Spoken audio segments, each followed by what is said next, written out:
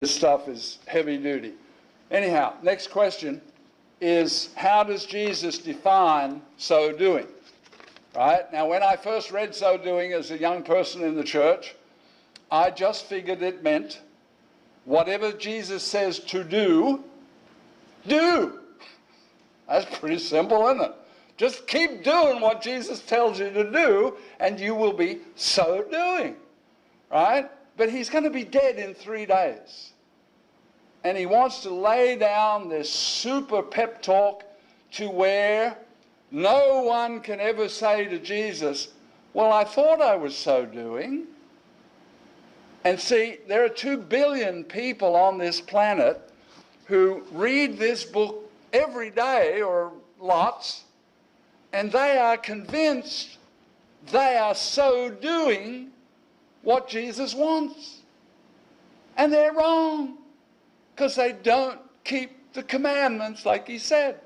So, how does Jesus define so doing? It appears that the last 54 verses of Matthew 24 and 25 combined of this super pep talk focus on the blessings of so doings along with the curses of not so doing. Now, most people, even us, we want to hear Jesus say sweet things. Well done, thou good and faithful servant, Glenn Daniels, well done. We want to hear that stuff. We don't want to hear, there'll be weeping and gnashing of teeth. We don't want to hear that. But in this section, 4 times, he does, here's the good fruitful servant, great blessings for them. Then here's the one wise servant, cursings for him. And he does it 4 times. Now, if you're just reading it, it's like, here's another parable, here's another parable, here's another parable, here's another parable. No, they're all focused into this final huge pep talk, right? Verse 48 starts a 4-part series on the cursings of unfruitful and unfaithful servants. Verse 48, and if the evil servant says in his heart, my Lord delays his coming. I'm not paying attention to when he might be coming. I'm not paying attention because I'm busy enjoying my life, right? And that evil servant begins to beat his fellow servants. What is that?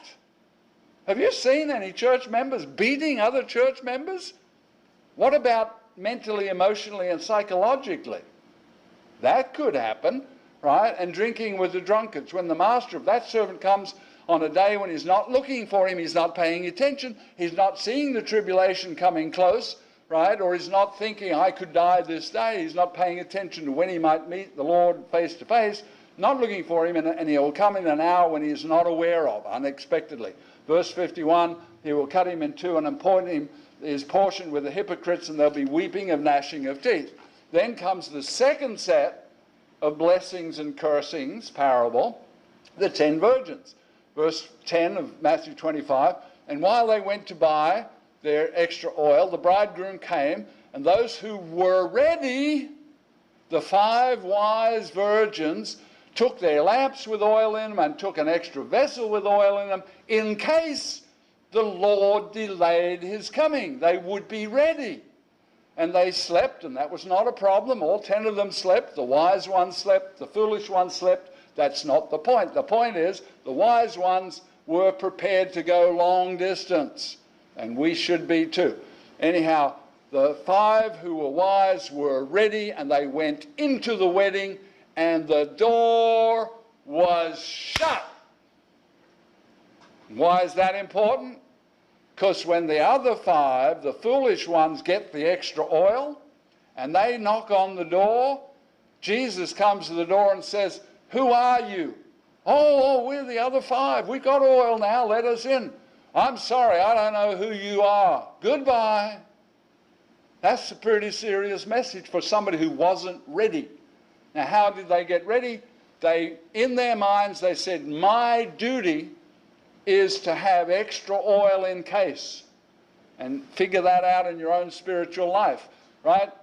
So, then we come to, after those 2 blessings and cursings parables, Jesus throws back in, right, Okay, I skipped over. Anyhow, Jesus says, I don't know who you are. They get rejected. They don't go into the wedding because they weren't faithful and fruitful servants. They were unwise servants. So he's demonstrated the two aspects of being fruitful and faithful, and those being cursed, getting cursed for not being so doing. The two examples are given, and then at the very end of the 5 wise virgins and the 5 foolish, he goes back to the theme in Matthew 24. Verse 13 of Matthew 25, after 2 parables are passed, he says, watch therefore. It's all one piece of literature. It's not 4 different parables. It's 4 different ways of looking at being ready and blessed, or being not ready and being cursed. Watch therefore, because you do not know the hour or the day in which the Son of Man is coming. And we covered that. So the alive at the 7th trump servants will know the season. They won't know the day or the hour. They'll know that it's coming very soon, like in a 3.5, 4.5 year period. They'll know that, but they won't know the exact day and the exact hour. So 2 examples of so doing are given. Then Jesus says, be sure to be ready every day of your life. Then comes the second set of examples, 2 more parables, right, on blessed so doing and cursed if not doing, Matthew 25:18. And the servant went out and dug in the ground, and he hid his Lord's money. And verse 24, he received 1 talent, and he said to the Lord, I knew that you were a hard man, reaping where you had not sown, and gathering where you had not scattered, and I was afraid, and I hid your money in the ground. And here it is, you can have your talent back. And the Lord said, you wicked and lazy, slothful servant, you knew what I wanted, and you didn't do what I wanted. You wicked and slothful servant. And he goes off to weeping and gnashing teeth too. So again, now we're in the third message here. Cast the unprofitable servant into outer darkness. Darkness, there will be weeping and gnashing of teeth.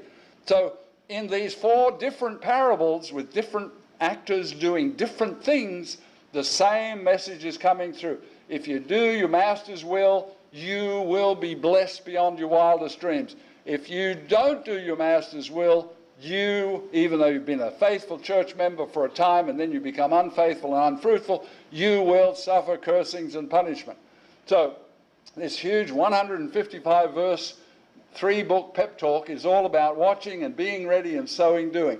Next, Jesus gives the final example that's going to finish out Matthew 25 of how to be found so doing till our last breath. Verse 41, he says to the goats, he says, depart from me, you cursed, for into everlasting fire prepared for the devils and his angels. Now this one is pretty serious, and you could argue with me and say this is not to servants of Christ. But this one is a global message to all humans throughout all history. If you don't learn and serve the will of the master, you'll end up being a goat, and you will depart from me, you cursed, into everlasting fire, second death, lake of fire, prepared for the devils and his angels. And verse 42, he says, because I was hungry and you gave me no food. I was thirsty and you gave me no drink. And I was a stranger, you didn't take me in. I was naked and you didn't clothe me. I was sick and in prison, you didn't visit me. And then the people will answer him and say, Lord, hold on a minute. Hold on a minute. When did we see you, Jesus, naked and not clothe you? When was that? And he comes back with the answer, inasmuch as you weren't doing it out of compassion for other human beings, you were not doing it to me. You had no compassion and love for your fellow neighbor man on earth. You lived through whatever periods of time you lived through all the way to the end of the 100-year period, and you failed to have compassion and serve other human beings and therefore be found so doing, and therefore off to the second death you go. So Jesus loves us so much, he gives us this huge pep talk, 3 days before his death, because he does not want anybody in doubt as to what found so doing means, right? And so, I'm sure when he's finished, he goes, Boy, I hope they get the message. But it was a huge, powerful message. So he's used 4 different examples to demonstrate that blessing for so doing and cursing for not so doing. Only 3 days later, at his death, he leaves his servants one more reminder. He's going to be dead in less than 24 hours. And he does the John 15, 5, 6, and where the branch, if you're not a fruitful branch, you get taken off the vine, you get thrown into the fire. And his disciples are taking Passover with him. And he's going to be dead in less than 24 hours. And he says, I really, really, really want you to get this picture.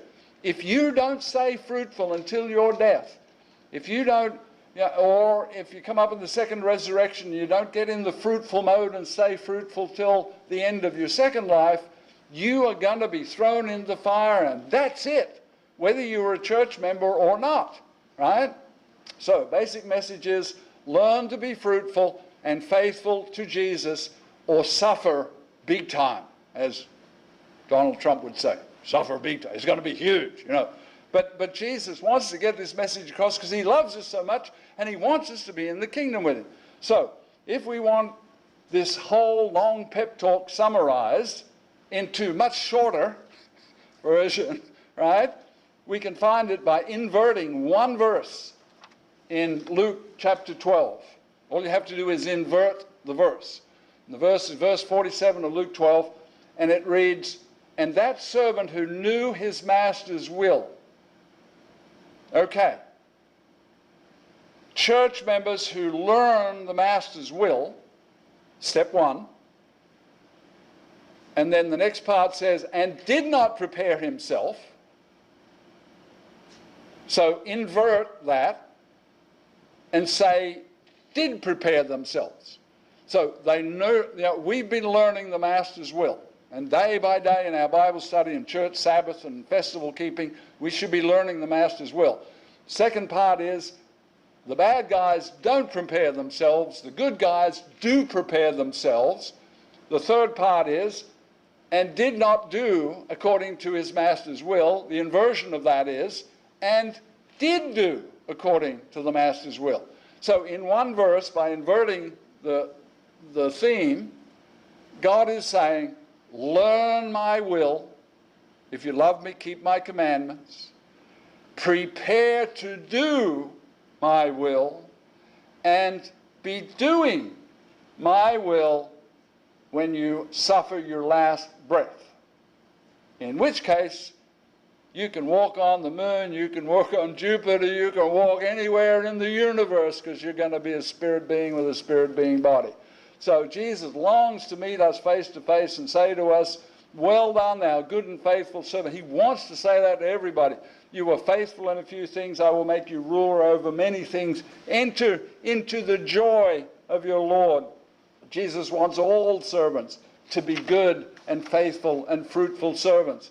He wants those who will be dead at the 7th trumpet to be prepared and ready every day of the rest of their lives, if they haven't already died, right? And those who live through the tribulation, he wants those prepared and ready for their last breath. Verse 44 says, therefore you also be ready, because the Son of Man is coming in an hour that you do not expect. And I'm not sure that I thought very much about that until about 2 or 3 years ago, when a perfectly normal day started out, and at the end of the day, failure was gone. She didn't know the day or the hour.